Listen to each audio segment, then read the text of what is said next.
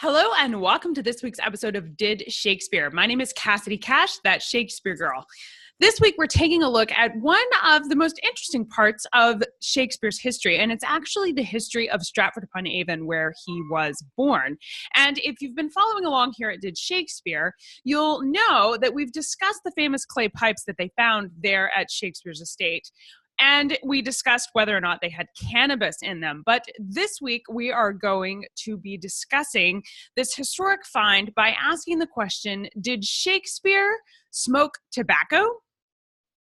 Now, when we spoke with Glenn Jones, the head of gardens at Shakespeare Birthplace Trust, on an episode of That Shakespeare Life, he shared with us that most likely the clay pipes were not Shakespeare's personally. They were found on his estate, but they probably didn't belong to him. At least they couldn't prove it. So while cannabis and tobacco were popular during Shakespeare's lifetime, there's no direct evidence to suggest whether or not Shakespeare was actually smoking. But there's a lot of evidence to suggest that it's probable because it was very, very common.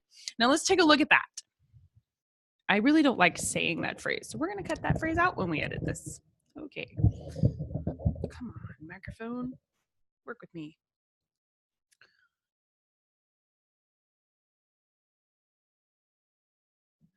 Tobacco was brought over to England by the famous explorer Sir Walter Raleigh that returned to England with this fun new substance that he had discovered. And he even famously tried to get Queen Elizabeth to smoke it. And I don't have conclusive proof of this, but I think she probably enjoyed it because she didn't put out near the level of treatises and pamphlets against it that James I would when he succeeded Elizabeth, who had a decidedly different opinion about intoxicants altogether than Elizabeth I.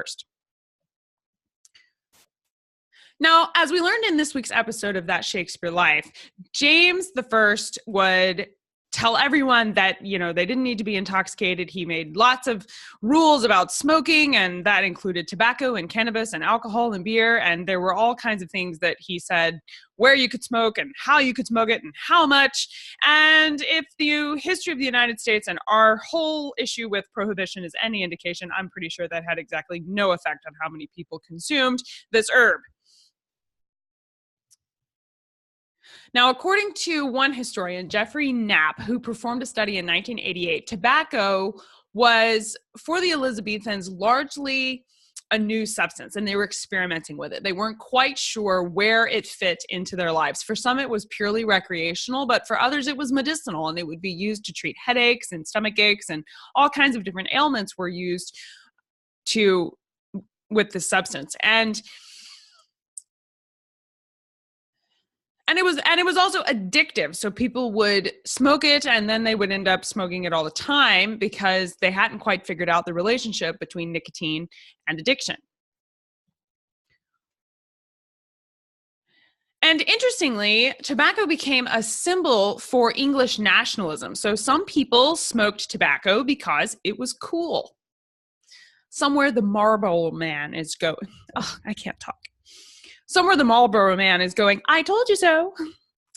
Now, many of Shakespeare's contemporaries mention tobacco in their plays, which is another way that we know that tobacco was popular during Shakespeare's lifetime. Some of the examples include Spenser's The Fairy Queen, where it's listed as one of the medicinal herbs. And then Francis Beaumont's brother John actually wrote The Metamorphosis of Tobacco, which was a playful history of the tobacco plant as a poem.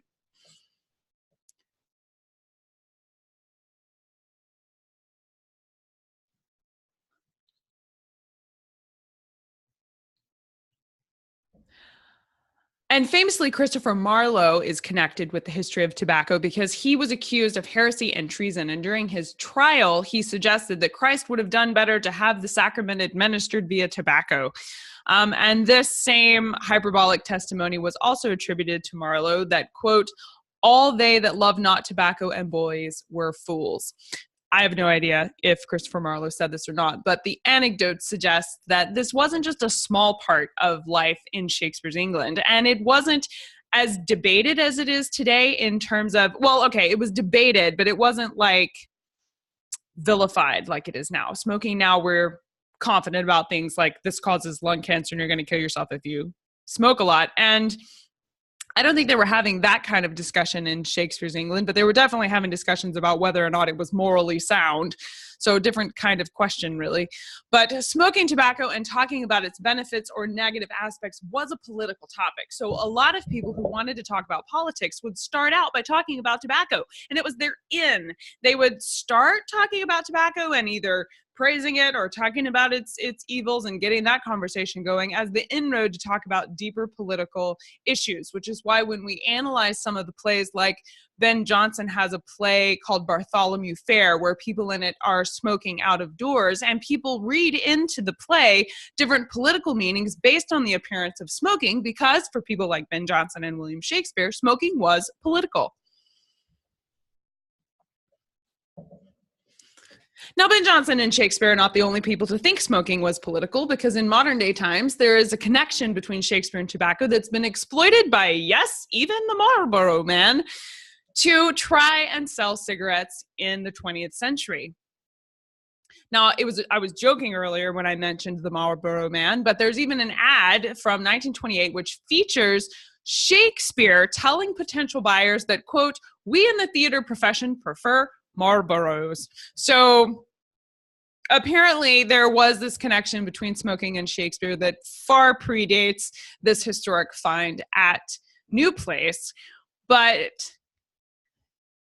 and there's even a company called Shakespeare Cigar Corporation, and yes, that's a real place. And there are posters with famous Shakespeareans like Leslie Howard promoting smoking. So jumping back to Shakespeare's time, in 1615, there was an article called An Advice on How to Plant Tobacco in England, where they felt they could bolster England's economy by teaching the average person how to grow and raise their own tobacco. I guess they thought it would lessen import taxes or something. You wouldn't have to pay people to bring it over if you grew it themselves.